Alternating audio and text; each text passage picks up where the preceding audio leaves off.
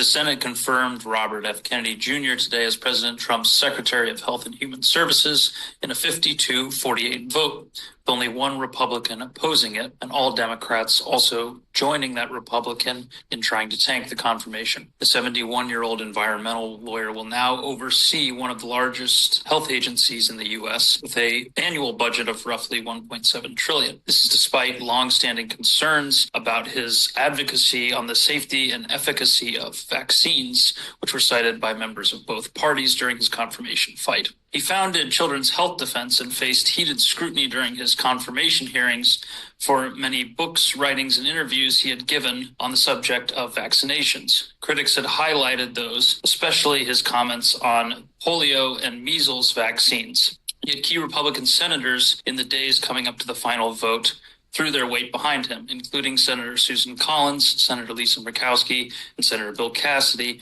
who chairs the Health, Education, Labor, and Pensions Committee. They secured his nomination within the final days before the Senate took a vote. Senator Murkowski, in a statement, said that vaccines have saved millions of lives, and she received assurances from Kennedy that he wouldn't make any changes to that when he was appointed HHS Secretary. Cassidy also emphasized that Kennedy's experience and passion would be important for the department, setting a patient-centered tone, and would establish what Kennedy has been calling a Make America Healthy Again movement nationwide. Democrats uniformly opposed his confirmation, taking issue with some of his skeptical statements on vaccinations, as well as some of his more outlandish claims, including suggesting that Lyme disease was a militarily engineered bioweapon.